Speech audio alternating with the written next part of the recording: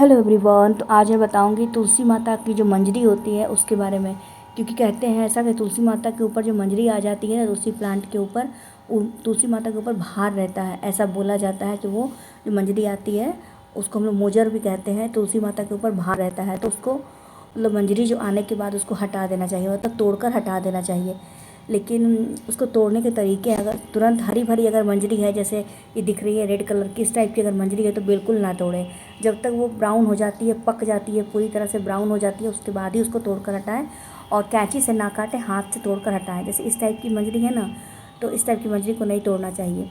जब ब्राउन हो जाए, मंजरी पक जाए, उसमें बीज आ जाए, उसके बाद तोड़ के हटा देना चाहिए। और मंजरी के ऊपर पैर भी नहीं लगाना चाहिए। होता है ना कि हम लोग पैर लगा देते हैं, गिर गया इधर उधर, तो पैर भी नहीं लगाना चाहिए और तोड़ के हटा देना चाहिए। और ऐसी जो होता है ना, देखिए ये दिख रहा है ना ब्राउन, ये कोई कोई मंजरी मेरी ब्राउन हो गई है, तो इसको हम तोड़ के हम लोग रख देंगे। और इसको रखेंगे कैसे, तो इसको लाल कपड़े में बांध कर अगर तिजोरी में रखते हैं ना तो बहुत ही अच्छा होता है। मंजरी बहुत सारी अगर इकट्ठी हो गई है तो थोड़ी सी मंजरी को लेकर लाल कपड़े में बांध कर जहाँ पैसा रखते हैं वहाँ रख दें तो बहुत ही शुभ होता है। और ये देखिए मैं दिखा रही हूँ, उसका बीज देखिए, ब्राउन जब हो जाएगी ना मंजरी, पूरी सूख जाएगी ना, तो बीज देखिए निकलता है। आपको तो पता ही होगा बीज इसमें कितने सारे मतलब निकलते हैं बीज।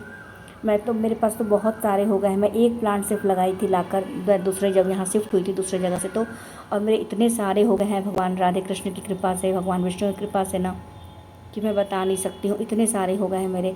तो उसको मैं क्या करती हूँ ना, उसको मैं मंजरी को जो हटा देती हूँ तोड़कर, सूख जाता है तो, और तोड़कर मैं पॉलिथीन में जमा करते जाती हूँ, मतलब उसको रख देती हूँ। कभी बाई चांस अगर पूरी तरह से प्लांट अगर सूख गई, मान लीजिए तुलसी माँ का प्लांट अगर सूख गया, तो हम लोग किसी भी प्लांट में अगर डाल देंगे ना उस बीज को, तो अपने आप प्लांट, फिर न्यू प्लांट आ जाता है।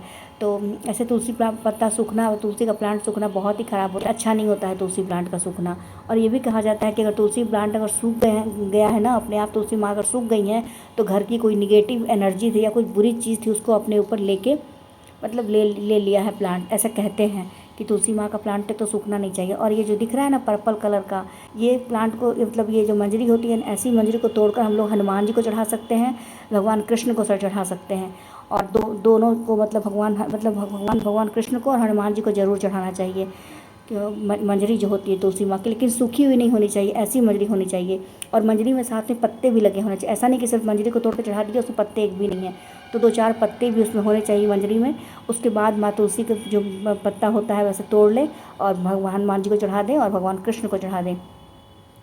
लेकिन कहीं कहीं ऐसा भी, कुछ कुछ लोग तो बोलते हैं कि नहीं चढ़ाना चाहिए, लेकिन कहीं कहीं मैं ऐसा भी सुनी हूँ, मैं तो कभी नहीं चढ़ाई हूँ, कि तुलसी माता को ना माता लक्ष्मी को कभी नहीं चढ़ाना चाहिए। क्योंकि माँ लक्ष्मी नहीं पसंद करती है माँ तुलसी को। क्योंकि भगवान विष्णु शालिग्राम के रूप में उनके साथ विवाह हुआ था ना माता तुलसी का, शालिग्राम के रूप में माँ तुलसी का विवाह हुआ था भगवान विष्णु के साथ। तो इसलिए माता लक्ष्मी बिल्कुल पसंद नहीं करती हैं तुलसी माँ को, तो इसलिए उनको आंगन में ही रखा जाता है, घर के अंदर नहीं लाया जाता है। तुलसी प्लांट को कभी भी लगाएं तो घर के, मतलब बालकनी में लगा सकते हैं। सब हम लोग का तो बालकनी है, आजकल फ्लैट्स हैं तो बालकनी में ही लगाएंगे, आंगन में कहाँ जाएंगे लगाने। लेकिन ऐसा कहा जाता है घर के आंगन में ही तुलसी को लगाया जाता है, घर के अंदर नहीं रखा जाता है। पता नहीं ऐसा कोई है, ऐसा बोला जाता है। और मतलब बहुत ही शुभ होता है लगाना। और तुलसी प्लांट तो मतलब, और एक नहीं, कम से कम घर में 3 तुलसी प्लांट लगाना चाहिए, कम से कम 3 तुलसी प्लांट, एक प्लांट नहीं लगाना चाहिए। और एक बात और, जिस प्लांट की पूजा करें ना, तुलसी माँ की जिस प्लांट की पूजा करें, उस प्लांट को कभी तोड़ना नहीं चाहिए। उस प्लांट में से पत्ते तोड़ कर, होता है ना, हम लोग कभी काढ़ा बना लिए, कभी चाय में डाल दिए, कभी खाने के लिए तोड़े, तो बिल्कुल उसमें से ना तोड़े। जिसमें पूजा हो रहा है जिसमें से, उसमें तो बिल्कुल उसमें से ना तोड़े पत्ता। हाँ, दूसरा अगर अलग से दूसरा प्लांट, अगर बहुत सारे होते हैं ना प्लांट निकल जाते हैं तुलसी के, तो उसमें से तोड़ें। और जिसमें पूजा हो रहा है, दीपक जला रहे हैं, उसमें से कभी ना तोड़ें। और देखिए मैं, ये इतने सारे मेरे बीज हो गए थे ना, और भी है अलग, मैं तो थोड़ा सा आप लोग को दिखाने के लिए रिकॉर्डिंग करके, और बहुत सारे मैं तो पैकेट में भी करके रखती हूँ ऐसे, मतलब समझ में नहीं आता है क्या करूँ, इतने सारे हो गए मेरे मेरे तुलसी के, मतलब राधे कृष्ण के, भगवान विष्णु की कृपा से इतने सारे हो गए कि मैं बता नहीं सकती हूँ। बहुत ही शुभ होता है, जितना तुलसी का प्लांट रहेगा ना उतना अच्छा होता है घर में। और कहते हैं कि जब तुलसी में मंजरी लग गई ना तो समझिए कि तरक्की होने वाली है, बरकत होता है घर में।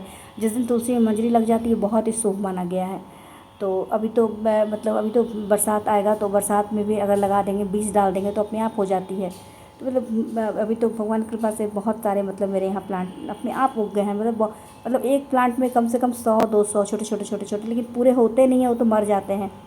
मतलब उतने सारे अगर अच्छा से देखभाल नहीं कीजिएगा तो मतलब मर जाएंगे ना, और छोटे छोटे रहेंगे बहुत सारे तो। लेकिन इतने सारे, इतना सुंदर लगता है ना प्लांट।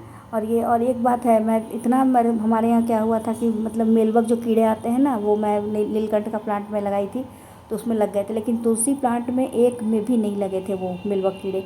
एक दो में बहुत करीब थे ना, वो पता नहीं कैसे उसमें लग गए थे, लेकिन एक में भी, तुलसी प्लांट में एक भी कीड़े कुछ भी नहीं लगे थे। हनुमान जी को तुलसी पत्ता जरूर चढ़ाना चाहिए। उसका रीज़न क्या है ना कि एक बार हनुमान जी गए थे माता सीता से मिलने, अयोध्या शायद मिलने गए थे, तो वहाँ पे ना माता सीता उनके लिए खाना बनाई, क्योंकि हनुमान जी को बहुत ज़ोर से भूख लगा था। तो माता सीता खाना बनाते गए, इस महल के जितने सारे अनाज थे, सारे मतलब सारा खाना ख़त्म हो गया, लेकिन हनुमान जी का पेट नहीं भरा। तो फिर क्या करें, लास्ट में तो परेशान हो गई वो कि कैसे उनका पेट भरे। तो फिर वो गई राम जी के पास, तो राम जी से बोली, बताई सब कुछ। तो राम जी बोले, एक काम करो, उनको एक तुलसी पत्ता दो। तो उन जैसे ही हनुमान जी को ना माता सीता एक थाली में एक तुलसी पत्ता दे रख कर देती हैं कि आप इसको खा लीजिए, मेरे पास इसके अलावा कुछ नहीं बचा है। तो हनुमान जी तुलसी पत्ता खाते हैं और बोलते हैं कि माता अब मेरा पेट पूरी तरह से भर चुका है। तो इसलिए माता इसलिए कहा गया है कि हनुमान जी को तुलसी पत्ता ज़रूर चढ़ाना चाहिए, क्योंकि कितना भी मतलब कितना भी उनको मतलब खाना दें, कहते हैं ऐसा, तो उनका पेट नहीं भरेगा, लेकिन तुलसी पत्ता चढ़ाने से वो तृप्त हो जाते हैं। तो तुलसी पत्ता हनुमान जी को ज़रूर चढ़ानी चाहिए। आप लोग अभी महावीर स्थान गए होंगे या किसी भी हनुमान जी के मंदिर में गए होंगे, तो उनके प्रसाद में जो होता है ना, तुलसी पत्ता ज़रूर रहता है। क्योंकि हम लोग अगर पटना गए होंगे तो वहाँ भी देखे होंगे, महावीर स्थान जो मंदिर है वहाँ प्रसाद में लड्डू में ज़रूर मतलब रहता है, वहाँ तुलसी पत्ता ज़रूर डाला रहता है बहुत सारा। तो तुलसी पत्ता ज़रूर बजरंग बली को चढ़ानी चाहिए, क्योंकि उनका उससे मतलब आत्मा उससे तृप्त होता है, उनका पेट भर जाता है, ऐसा कहते हैं। और एक बात और, गणेश जी को बिल्कुल तुलसी पत्ता नहीं चढ़ाना चाहिए, बिल्कुल प्रिय नहीं है। भगवान विष्णु को जितना मतलब प्रिय है माँ तुलसी, गणेश जी को बिल्कुल पसंद नहीं है तुलसी माँ। तो भूल कर भी गणेश जी को तुलसी पत्ता नहीं चढ़ाना चाहिए। उनको एक दूसरे को ना शायद श्राप दे दिए हैं, कुछ इस टाइप का स्टोरी है। कुछ वो तपस्या कर रहे थे तो तुलसी माँ कहीं कुछ ऐसे उस टाइप का स्टोरी है। तो कभी नहीं मतलब चढ़ाना चाहिए तुलसी पत्ता, भूल कर भी गणेश जी को नहीं चढ़ाना चाहिए। और बजरंग बली को ज़रूर चढ़ाएं, भगवान कृष्ण को चढ़ाएं, और लक्ष्मी माँ और विष्णु भगवान को भी मेरे ख्याल से एक साथ तुलसी पत्ता नहीं चढ़ाना चाहिए। विष्णु भगवान को अलग चढ़ा सकते हैं, लेकिन जब विष्णु भगवान और माता लक्ष्मी की पूजा कर रहे हैं उस वक्त तुलसी पत्ता नहीं चढ़ाना चाहिए। दीपावली में भी तुलसी पत्ता नहीं चढ़ाना चाहिए, क्योंकि एक बार मैं गलती से चढ़ा दी थी तुलसी पत्ता माता लक्ष्मी को दीपावली में, तो बिल्कुल भी नहीं चढ़ाना चाहिए। चढ़ा भी दिए तो क्षमा मांग लीजिए, तो नहीं चढ़ानी चाहिए। और तुलसी माँ की तो बहुत सारी स्टोरीज़ हैं, और घी का दीपक भी जलाते हैं डेली शाम में, लेकिन सरसों तेल का दीपक शनिवार को कम से कम या मंगलवार को पेड़ के पास ज़रूर जलाना चाहिए, उससे ग्रह कटते हैं घर में। मैं तो शनिवार के दिन या मंगलवार तो डेली मतलब सरसों तेल का ही दीपक जलाती हूँ। मैं घी का दीपक जलाती थी, लेकिन मैं छोड़ दी, क्योंकि कहीं मैं सुनी थी कि मतलब सरसों तेल का दीपक जलाने से अच्छा होता है। तो मैं सिर्फ थर्सडे को जलाती हूँ घी का दीपक तुलसी माँ के पास, और बाकी डेली मैं जलाती हूँ सरसों तेल का, क्योंकि सरसों तेल से तो शुद्ध कुछ है ही नहीं। आजकल घी में भी मिलावट है। सबसे शुद्ध सरसों तेल है, या घी या फिर तिल का तेल है। तो तिल का भी दीपक जला सकते हैं, या सरसों तेल का भी दीपक जला सकते हैं।